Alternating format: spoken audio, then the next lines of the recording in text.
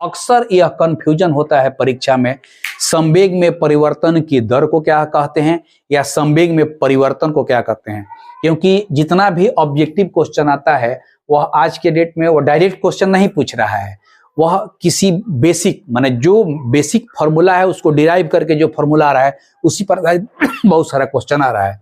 Objective में तुरंत बनाने के 3 क्वेश्चन हो सकते हैं कि जब दोनों का फोर्स बराबर हो तो मास के इनवर्सली प्रोपोर्शनल में त्वरण होगा, जब दोनों का मास बराबर हो तो फोर्स के डायरेक्टली प्रोपोर्शनल में त्वरण होगा, और जब दोनों डिफर करे तब F/m से उसका वैल्यू निकालना होगा। Good morning students, welcome to my YouTube channel basic concept of physics. Physics part 1 में हम लोग न्यूटन्स लॉ ऑफ मोशन की शुरुआत किए हैं और फर्स्ट लॉ ऑफ मोशन पढ़ गए हैं। फर्स्ट लॉ ऑफ मोशन से रिलेटेड इनर्शिया भी पढ़ गए हैं। तो अब उसके बाद सेकेंड लॉ ऑफ मोशन आज हम लोग को पढ़ना है, जो सबसे इंपॉर्टेंट टॉपिक है।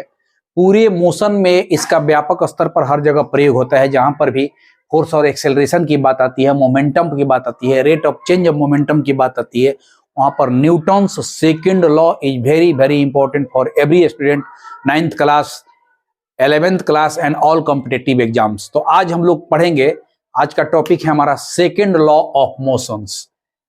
हमारा है सेकेंड लॉ ऑफ मोशन, माने गति का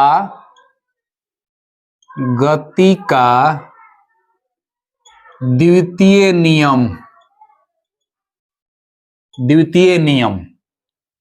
यही हमारा आज का टॉपिक है। तो सबसे पहले एक बार स्टेटमेंट हम फर्स्ट नियम का बताते हैं। उसमें क्या था कि जब तक किसी वस्तु पर कोई बाहरी असंतुलित बल कार्य नहीं करे तो वह वस्तु अपनी मूल अवस्था बनाए रखती है। मूल अवस्था का मतलब क्या कि या तो विराम अवस्था में है या समरूप सरल रेखीय गति में चल रही है। कब तक? जब तक कोई असंतुलित बल कार्य नहीं करे तब।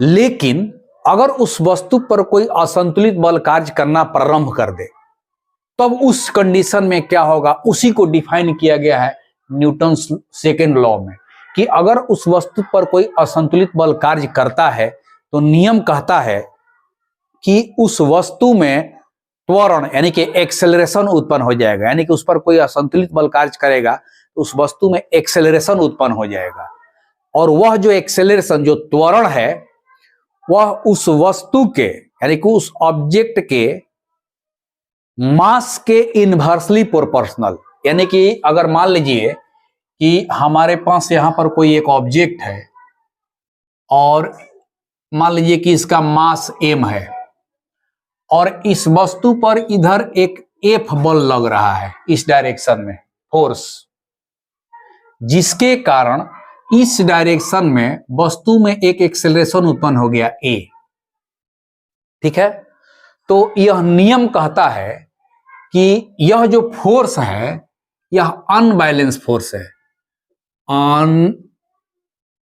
अनबैलेंस फोर्स क्यों कर रहे हैं? क्योंकि न्यूटन का जो पहला नियम था उसमें भी अनबैलेंस फोर्स था कि किसी वस्तु में अगर जब तक अनबैलेंस फोर्स नहीं लगेगा तब तक उसके पोजीशन में कोई परिवर्तन नहीं होगा। तो वही कहता है नियम कि जब किसी वस्तु पर कोई अनबैलेंस फोर्स लगता है तो उसमें त्वरण उत्पन्न होता है, और यह त्वरण, अब इसके बारे में कहता है कि यह जो एक्सेलरेशन है, एक्सेलरेशन कहता है कि directly proportional to applied force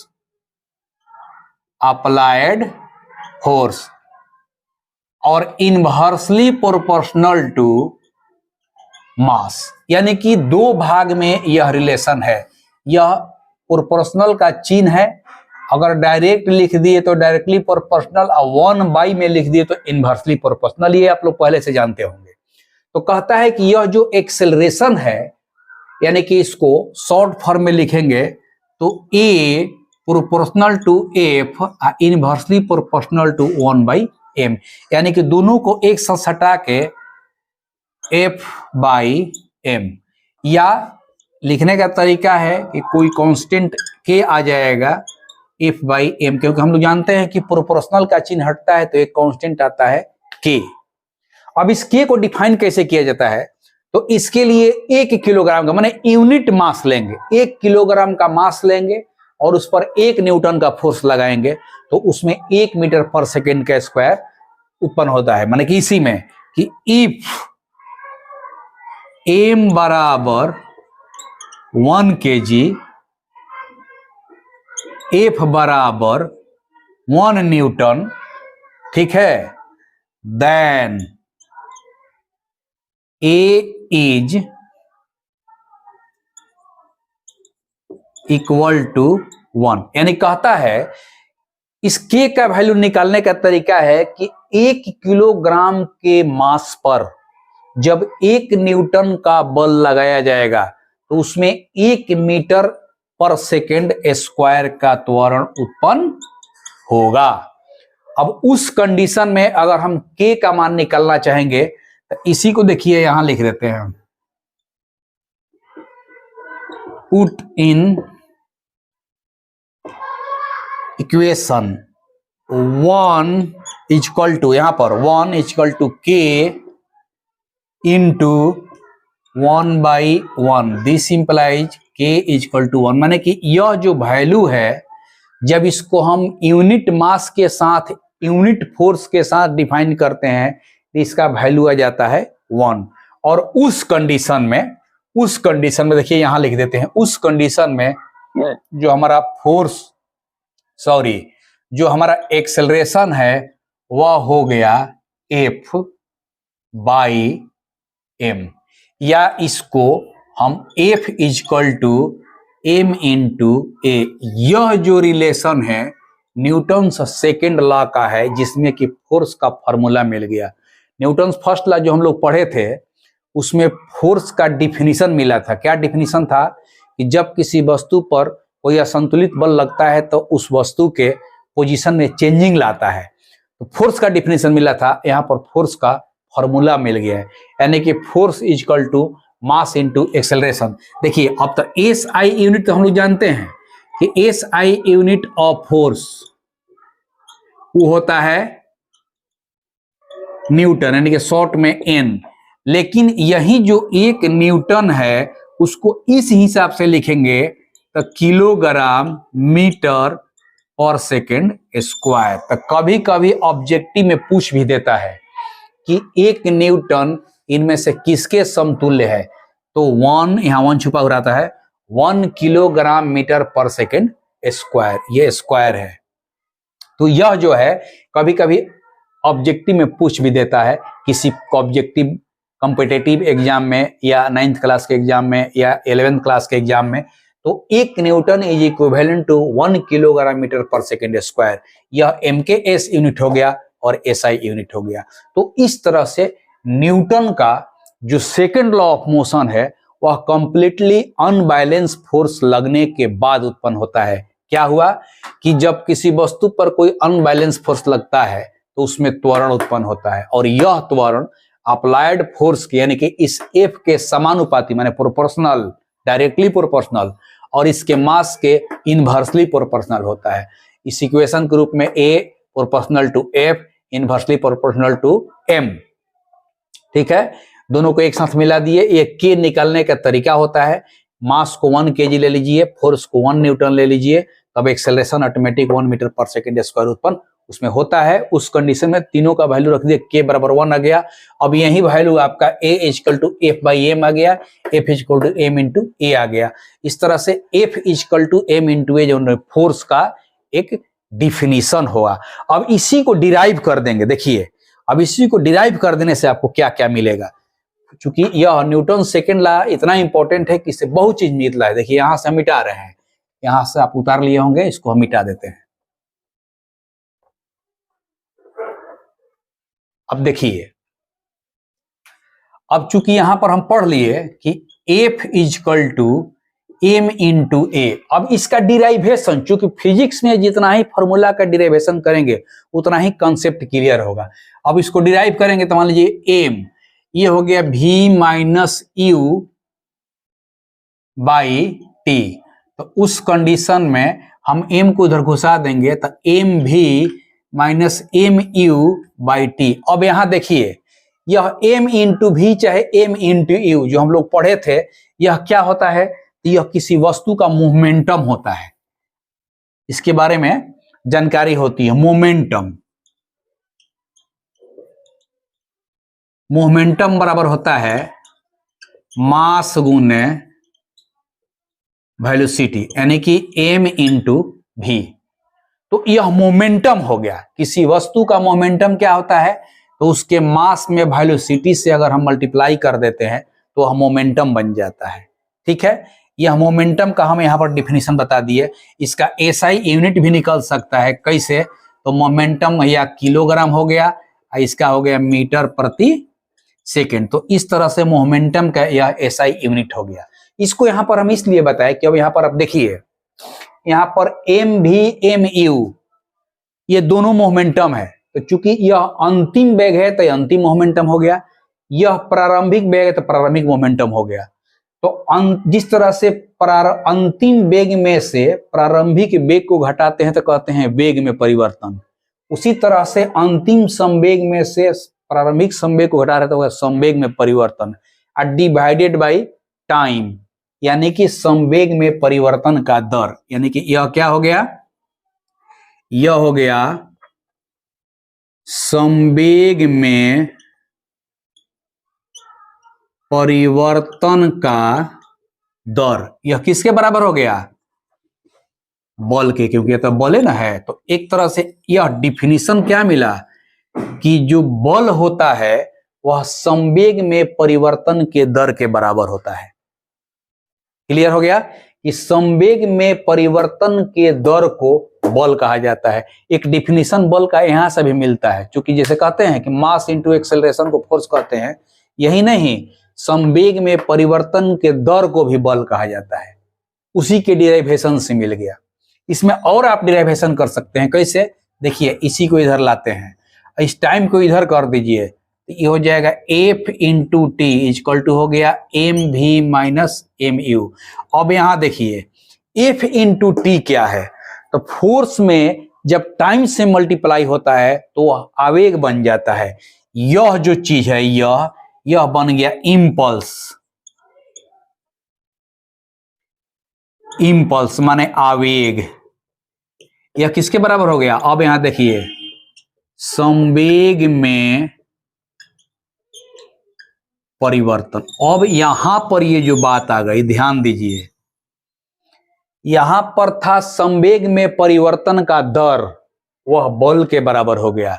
यहां में है संवेग में परिवर्तन, वह आवेग के बराबर होता है। अक्सर यह कंफ्यूजन होता है परीक्षा में, संवेग में परिवर्तन की दर को क्या कहते हैं या संवेग में परिवर्तन को क्या कहते हैं। केवल दर शब्द के कारण वह आइडेंटिटी बदल जाती है। जैसे ही संवेग में परिवर्तन की दर की बात करेंगे तो वह बल कहलाएगा, और जैसे ही संवेग में परिवर्तन की बात करेंगे वह आवेग कहलाएगा। तो इस तरह से न्यूटन्स सेकेंड लॉ में जो उसका स्टेटमेंट था, उस स्टेटमेंट से इतनी बातें स्पष्ट होकर के निकली। और ये सारा चीज कॉम्पिटिटिव पॉइंट ऑफ व्यू से वेरी वेरी इंपॉर्टेंट, क्योंकि जितना भी ऑब्जेक्टिव क्वेश्चन आता है वह आज के डेट में वह डायरेक्ट क्वेश्चन नहीं पूछ रहा है, वह किसी बेसिक माने जो बेसिक फॉर्मूला है उसको डिराइव करके जो फॉर्मूला आ रहा है उसी पर बहुत सारा क्वेश्चन आ रहा है। तो यहाँ पर देख लीजिए कि जब कभी भी संवेग में परिवर्तन की बात कहेगी तो उसको इंपल्स कहेंगे, आवेग, और संवेग में परिवर्तन की दर की बात करेंगे तो क्या कहलाएगा, बल। तो इस तरह से न्यूटन्स सेकेंड लॉ का ये कंप्लीट एक्सप्लेनेशन हो गया। अब इस पर जो क्वेश्चन बनेगा तो वहां पर ध्यान देना होगा, हमेशा बेसिक कंसेप्ट हमेशा यही है कि फोर्स जो होता है वह मास इंटू एक्सेलरेशन के बराबर होता है। अब इस पर आधारित जो है बहुत सारा डायग्राम से क्वेश्चन पूछता है। अब देखिए ये तो क्लियर हो गया, अब इसको हम मिटा रहे हैं। ये छोटा छोटा डायग्राम से क्वेश्चन जो है कैसे पूछता है। अब जैसे मान लीजिए कि हमारे पास एक ऑब्जेक्ट है, यहीं पर एक दूसरा ऑब्जेक्ट है, ठीक है, इसका वजन है 50 केजी, इसका वजन है 40 केजी, ठीक है। इस पर हम फोर्स लगा रहे हैं 50 न्यूटन का। इस पर भी फोर्स लगा रहे हैं 50 न्यूटन का। कहता है कि 50 किलोग्राम और 40 किलोग्राम के दो वस्तु पर और दोनों को बराबर बल से खींचा जा रहा है, तो किसमें त्वरण उत्पन्न ज्यादा होगा। तो एक तो तरीका है कि F equal to M into A से हमारा तरीका हो गया कि A equal to F by M निकाल लेंगे। तो F यहाँ 50, यहाँ 50 कट के हो गया 1 मीटर पर सेकेंड स्क्वायर। इसका निकालेंगे A बराबर एफ बाई एम करेंगे अगर, तो F हो गया 50 और E हो गया 40। E कट के हो गया 5/4 यानी कि 1.25 मीटर पर सेकेंड स्क्वायर। तो यहाँ देख रहे हैं कि वैल्यू 1 आ गया है, 1.25 आ गया। तो अब क्वेश्चन है कि किसमें अधिक उत्पन्न त्वरण होगा। तो अधिक और कम की बात करेगा तो बनाने का दो तरीका है। कैसा कि एक तो हमारा डिफिनीशन कहता है कि अगर मास ज्यादा है तो त्वरण उत्पन्न कम होगा, क्योंकि इनवर्सली प्रोपोर्शनल है। नियम क्या कहता है कि मास के इनवर्सली प्रोपोर्शनल। तो जब फोर्स बराबर हो गया दोनों का, तो मास पर डिफिनीशन देखेंगे, तो मास के इनवर्सली प्रोपोर्शनल है। तो जिसका मास ज्यादा होगा उसमें त्वरण कम उत्पन्न होगा, जिसका मास कम होगा उसमें ज्यादा त्वरण उत्पन्न होगा। तो उस कंसेप्ट के आधार पर हम 1 सेकंड में बता सकते हैं कि 40 किलोग्राम के वस्तु में ज्यादा त्वरण उत्पन्न होगा, क्योंकि दोनों में फोर्स बराबर है।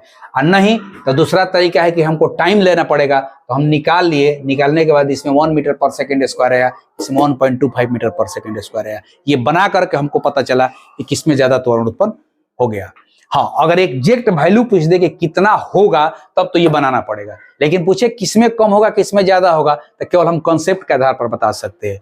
अब इसी में जैसे मान लीजिए कि फोर्स बराबर था, मास अलग अलग था। अब हम मान लेते हैं कि दोनों का मास बराबर कर देते हैं, अब फोर्स अलग अलग करते हैं, 40 न्यूटन कर देते हैं, इसमें 50 न्यूटन। अब कहते हैं कि पूछते हैं कि कम और ज्यादा, कि किसमें कम त्वरण उत्पन्न होगा किसमें ज्यादा त्वरण उत्पन्न होगा। यहाँ देख रहे हैं कि दोनों का मास बराबर हो गया, तो मास से अब संबंध नहीं देखेंगे, अब फोर्स से देखेंगे। तो फोर्स के समानुपाती है, तो जिसमें फोर्स ज्यादा उसका त्वरण ज्यादा, जिसमें फोर्स कम उसका त्वरण कम। तो फोर्स इसमें ज्यादा है तो इसमें ज्यादा त्वरण उत्पन्न होगा, इसका फोर्स कम है तो इसमें कम त्वरण उत्पन्न होगा। एक क्लियर हो गया। हाँ, एग्जैक्ट वैल्यू पूछ दे कि किसमें ज्यादा किसमें कम, तब आपको उसमें कैलकुलेट करके निकालना पड़ेगा। तो एक तो ये क्वेश्चन हो गया। दूसरा एक होगा कि दोनों में से कोनो बराबर नहीं होगा, ना मास बराबर होगा ना फोर्स बराबर होगा। जैसे 50 केजी हो गया, इसमें हम मान लीजिए कि दे दिए 30 न्यूटन, ठीक है। और ये हो गया मान लीजिए कि 40 केजी हो गया, इसमें दे दिए 20 न्यूटन, 20 न्यूटन। अब इसमें कोनो बराबर नहीं है, यानी कि दोनों वैरी कर रहा है। तो दोनों वैरी कर रहा है तब पूछे कि किसका त्वरण ज्यादा होगा। उस कंडीशन में आपको F बाई एम से निकाल करके एग्जैक्ट वैल्यू जब आएगा उससे कंपैरिजन करना पड़ेगा। तो यह ऑब्जेक्टिव में तुरंत बनाने के 3 क्वेश्चन हो सकते हैं कि जब दोनों का फोर्स बराबर हो तो मास के इनवर्सली प्रोपोर्शनल में त्वरण होगा, जब दोनों का मास बराबर हो तो फोर्स के डायरेक्टली प्रोपोर्शनल में त्वरण होगा, और जब दोनों डिफर करे तब F बाई एम से उसका वैल्यू निकालना होगा। तो इस तरह का बहुत सारा कॉन्सेप्ट आएगा इसमें आगे परीक्षा में। जब इसका आधारित न्यूमेरिकल बनेगा तब इसमें देखिएगा कि इसका कितना व्यापक स्तर पर प्रयोग होता है। और संवेग में परिवर्तन का दर और संवेग में परिवर्तन दोनों में कोनो कंफ्यूजन नहीं होना है। संवेग में परिवर्तन का दर को बल कहेंगे और संवेग में परिवर्तन को आवेग कहेंगे। इसमें किसी भी तरह का कोई कंफ्यूजन नहीं होना चाहिए। इस तरह से न्यूटन सेकेंड लॉ का स्टेटमेंट और उस पर आधारित जो माइनर कॉन्सेप्ट था ऑब्जेक्टिव टाइप का वो आपका हो गया। अब इसका क्लियर जब न्यूमेरिकल्स टाइप के क्वेश्चन बनेंगे 8-10 न्यूमेरिकल, तब आपको पता चलेगा कि इसका व्यापक स्तर पर प्रयोग कहां कहां और कैसे होता है। बस आज का क्लास इतना ही। अगर ये टॉपिक आपको अच्छा लगा और अब तक आप चैनल को सब्सक्राइब नहीं किए हैं तो चैनल को सब्सक्राइब कीजिए, लाइक कीजिए और अधिक से अधिक लोगों को शेयर कीजिए। नमस्कार।